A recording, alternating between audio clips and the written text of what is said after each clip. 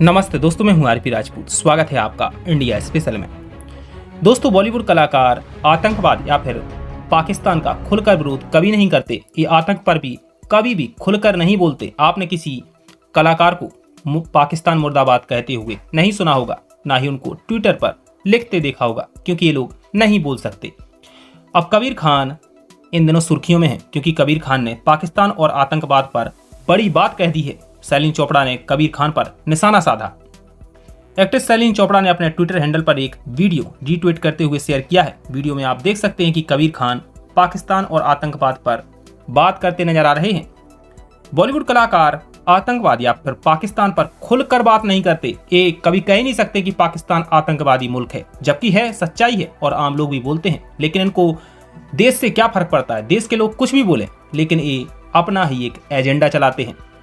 Bollywood industry के popular director Kabir Khan इस समय सुर्खियों में हैं, क्योंकि उन्होंने एक इंटरव्यू दिया था जिसमें मुगलों को हत्यारा दिखाए जाने पर कहा था कि मुझे दुख होता है, जबकि मुगल हत्यारे थे, हजारों लाखों हिंदुओं का नरसंहार किया, लूटा, डकैत थे, जबकि इनको बोलने में इनको दुख होता है। ये कहते हैं कि जब मुगलों को हत्यारा बोला जाता है तो हमें दुख होता है। इसके साथ ही कबीर खान ने कहा कि मुगल ही असली राष्ट्र निर्माता थे, तो फिर पृथ्वीराज चौहान और महाराणा प्रताप कौन थे? मुगल हमेशा हत्यारे डकैत कहे जाएंगे, क्योंकि उन्होंने लाखों करोड़ों हिंदुओं का नरसंहार किया, पैसे लूटे और हमारे देश को लूट कर चले गए। हमारे देश को धोखा दिया उन्होंने, और वो हत्यारे डकैत पहले भी थे और आज भी हैं। लेकिन हमारे देश के उर्दू बोर्ड वालों को लगता है कि वो हमारे देश के राष्ट्र निर्माता थे और वो महान है, लेकिन देश की नज़रों में वो कभी बड़े नहीं बन सकते, क्योंकि उन्होंने देश को लूटा है, लाखों हिंदुओं का नरसंहार किया। तो वो हमारे लिए महान कैसे हो सकते हैं? महान तो हमारे लिए महाराणा प्रताप, पृथ्वीराज चौहान है। देश के लोगों के लिए महाराणा प्रताप और पृथ्वीराज चौहान ही महान है और महान रहेंगे, क्योंकि उन्होंने अपनी जान की बाजी लगाकर देश को बचाया और देश के लूटने वालों के खिलाफ लड़ाई लड़ी।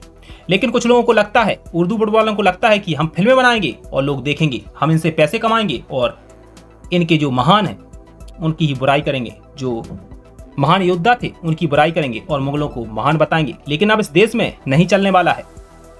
दोस्तों, आपको बताने की सैलीन चोपड़ा ने गुरुवार को एक अपने ट्विटर हैंडल पर एक वीडियो रीट्वीट करते हुए शेयर किया। इस वीडियो में कबीर खान, कैटरीना कैफ और सैफ अली खान नजर आ रहे हैं। इस इंटरव्यू के दौरान वो सवालों का जवाब दे रहे हैं। इस दौरान कबीर खान और सैफ अली खान पाकिस्तान और आतंकवाद पर बात करते नजर आ रहे हैं। इसके बाद सैलीन चोपड़ा ने एक वीडियो शेयर करते हुए लिखा कि अगर पाकिस्तान का नाता आतंकवाद के साथ नहीं होता तो अफगानिस्तान के मुसलमान पाकिस्तान में न जाकर भारत में आना ज्यादा मुनासिब क्यों समझते? क्यों उर्दू बोर्ड जानकर भी अनजान बनता है? तुष्टीकरण की राजनीति से किसका फायदा होगा? दोस्तों, आपको बता दें कि कबीर खान ने कई सुपरहिट फिल्में बनाई हैं, जैसे एक था टाइगर, बजरंगी भाईजान। उन्हें अफगानिस्तान के हालात पर काबुल एक्सप्रेस जैसी फिल्म बनाई है।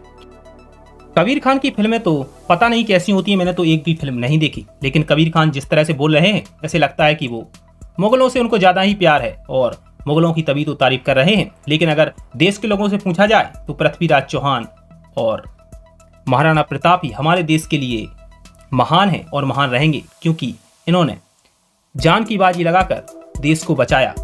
लेकिन मुगल डकैत थे, हत्यारे थे, जिन्होंने लाखों हिंदुओं को मार डाला और लाखों हिंदुओं को बेघर कर दिया, क्योंकि मुगल डकैत थे, लुटेरे थे, हत्यारे थे और हत्यारे ही रहेंगे, डकैत रहेंगे। अब हम आपको एक जी न्यूज की क्लिप दिखाते हैं, जिसमें गीतकार मनोज मुत्सिन ने मुगलों को डकैत बताया है, जो कि समझदार लगते हैं। जो भी समझदार है वो यही बोलेगा कि मुगल डकैत थे, हत्यारे थे, लुटेरे थे, डाकू थे, क्योंकि उन्होंने देश को लूटा, हिंदुओं का नरसंहार किया, लाखों हिंदुओं को मार डाला। आप एक क्लिप देखिए, मनोज मुत्सर ने मुगलों को डकैत बताया। देखिए क्लिप। एक इंसान जिसका पूरा इतिहास भरा पड़ा हुआ है काले कारनामों से, ये आदमी जो लोगों को जजिया न देने के लिए फांसी चढ़ा दिया करता था, और जजिया की बात ये नॉर्मल टैक्स नहीं था, ये हम सबको पता है, ये वो टैक्स था जो गैर मुस्लिमों को देना पड़ता था।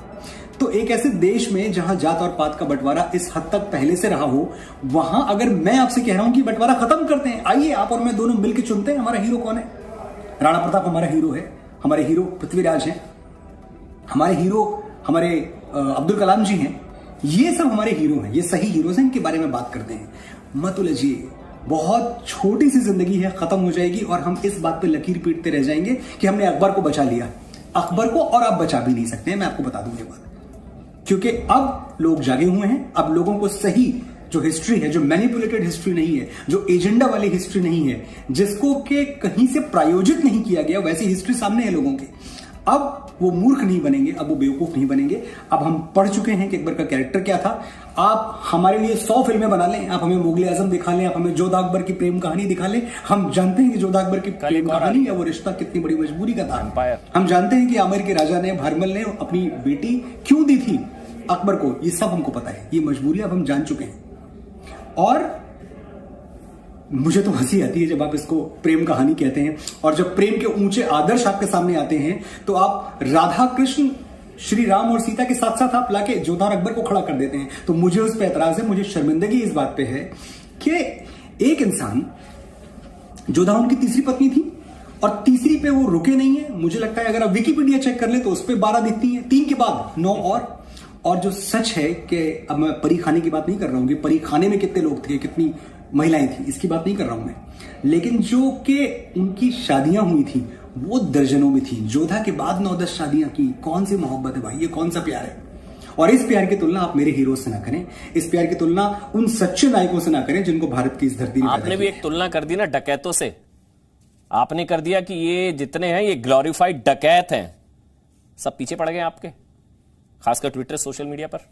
मनोज, दोस्तों आपको बता दें कि हमारे देश के कलाकार हमारे देश से खूब पैसा कमाते हैं, इनको खूब दौलत शोहरत मिलती है, लेकिन इससे भी इनका पेट नहीं भरता। इनको लगता है कि हम जो बोलेंगे देश वही मानेगा, लेकिन ऐसा नहीं है। देश का एक अपना एक अलग सोच है, हर लोग अलग सोचते हैं। इनको लगता है कि मुगल इनके लिए महान है तो सबके लिए महान होंगे, ऐसा बिल्कुल नहीं है।